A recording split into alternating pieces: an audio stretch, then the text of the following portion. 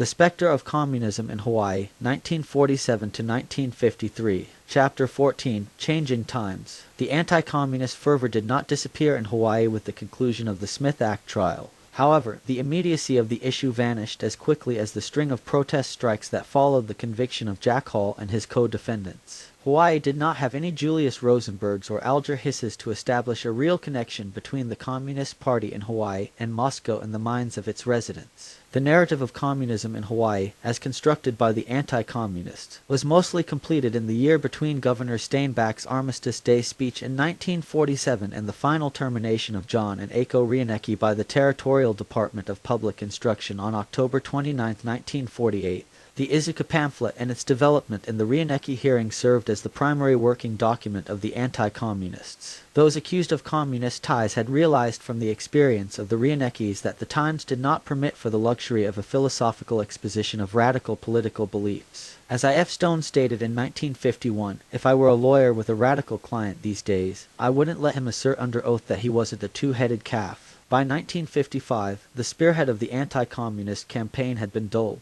The reckless career of Joseph McCarthy came to an abrupt end with his disgrace at the Army McCarthy hearings and his formal censure by the United States Senate in December 1954. In April 1955, Attorney General Herbert Brownell announced that the Justice Department would no longer retain full-time consultants on communism. The careers of well-known former communists like John Lautner, Paul Crouch, and Louis Budentz, who had, in I. F. Stone's words, told their familiar story of the communist conspiracy with the glibness of a traveling evangelist describing the details of hell, had come to a close. The Truman administration had given way to the Eisenhower administration, and Eisenhower had quickly traveled to Korea and ended the conflict on conditions for which Truman might have faced impeachment. And even though his moralistic Secretary of State, John Foster Dulles, wished and spoke of it, Eisenhower had no desire to assume the mantle of French colonialism in Indochina in the name of anti-communism. Furthermore, he had no intention of rolling back the Iron Curtain in Europe if it entailed a significant risk of war. By 1954, the Democrats of Hawaii were tired of apologizing for the communist albatross the Republicans had so long wrapped around their necks. In his book, Journey to Washington, Daniel Inouye described a dramatic moment in the 1954 election campaign when a Democratic rally was interrupted by a so-called Republican Truth Squad. The leader of the interloping Republicans told the audience that the Democratic Party was in the hands of men who were, as Inouye recalled it in 1967, the willing tools of ILWU leader Harry Bridges and hence, at the very least, soft on communism. Daniel Inouye, the one-armed war hero who was running for the Territorial House of Representatives, recalled that he rose from his seat and took the microphone from the head of the Truth Squad and addressed the audience saying,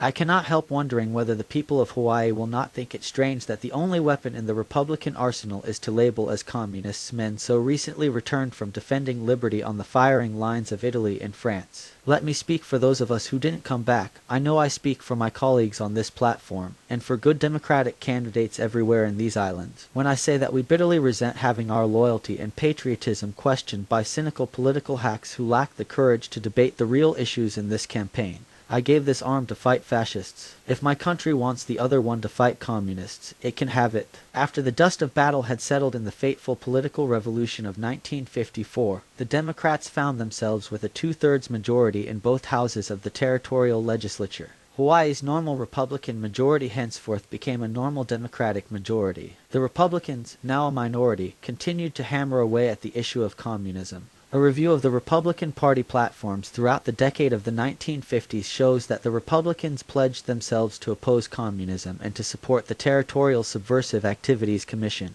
It was not until 1962 that this biennial pledge disappeared. In 1958, John A. Burns, then Hawaii's delegate to Congress, met the charge of communist penetration in the Democratic Party by pointing out that according to the FBI, the Communist Party, which had 160 members in 1946, had only 36 in 1952. The success of the Democratic Party, Burns asserted, had killed the communist menace. The nature of the Communist Party in Hawaii had indeed changed by the mid-1950s. There is a good deal of evidence that the more ideological members of the party felt somewhat betrayed by their more pragmatic brethren from the ILWU who had largely dropped out of the party when it became an impediment to the Union's continued strength.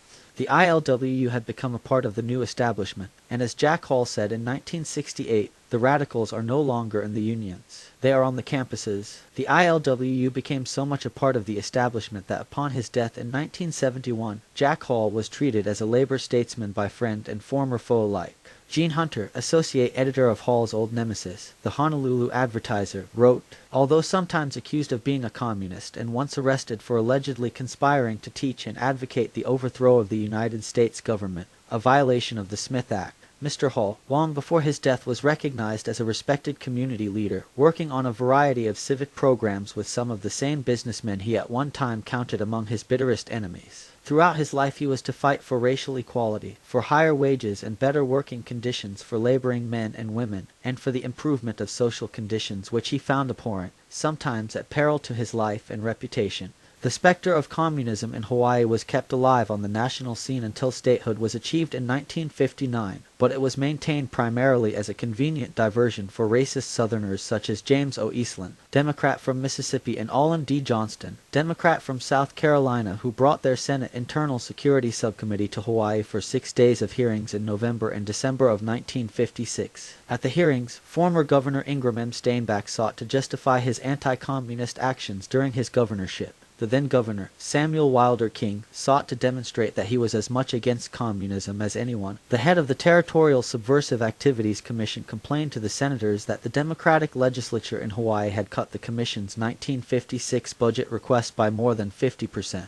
There were a few familiar names refusing to testify before the committee, but on this occasion, there were no threats of contempt charges. In short, there were no surprises to arouse a disinterested community. Most individuals with whom the author has spoken agree that there was an overreaction to communism in Hawaii. There are some, such as Dr. Lyle G. Phillips, former president of IMUA, who claim otherwise, but they are in the minority. Footnote, interview with Dr. Lyle G. Phillips, March 17, 1975. Dr. Phillips, a retired physician, not only felt that the communist menace was every bit as large as IMUA had painted it during the peak years of the Hawaii Residents Association's power, but maintained that the communists had actually won out in the struggle without the public ever realizing that it had happened.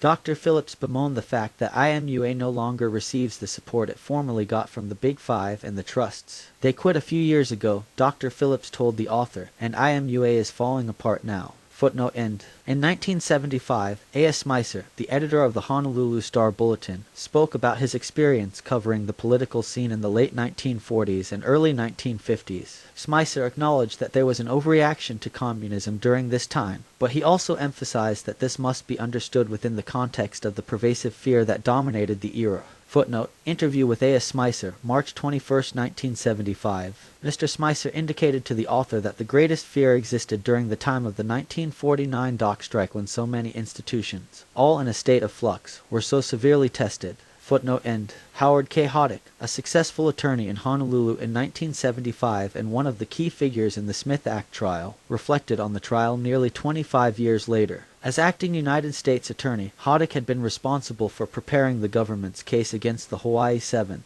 Looking back, Hoddick acknowledged that we probably wasted a lot of time, and that the evidence against the defendants was thin at best. However, he also noted that at the time, they had believed in the validity of their case. Fear was not confined to one side during these tumultuous years. David Thompson, still the ILWU's educational director in 1975, spoke of the fear that afflicted labor during this time, particularly among the Japanese, who had previously experienced the effects of wartime hysteria. Thompson described the fear of job loss, overcommitment to the union, and the potential failure of unionism. Fear often leads to conspiratorial thinking, and the post-World War II era in Hawaii was rife with sources of fear. International and national concerns filtered into the territory's consciousness, as did the experiences of Japanese Americans during the war and the changing labor management relations that had become so contentious by the war's end. These factors, combined with the sense of a new political dawn in Hawaii, made it easy to believe in conspiracies. Both the bosses' conspiracy and the communist conspiracy were exaggerated during this time. However, over time, Hawaii has come to terms with its past and the relationships that emerged from the revolution of 1954. While some may prefer to leave the past behind, the new relationships between groups in Hawaii have become established and generally accepted. The lion has learned to live with the lamb, and sometimes it is difficult to distinguish between the two. The author encountered no more poignant demonstration of changing times than that encountered in the office of the president of FL-CIO Locals, Arthur Rutledge. On the walls of Rutledge's spacious office hang oil paintings of a dozen or so individuals who have made great contributions to the growth of the Union. One of those paintings is of a man whom Art Rutledge, an ardent anti-communist that he was in 1947, helped drive out of the public schools where he had taught for 20 years. That portrait is of John Reinecke.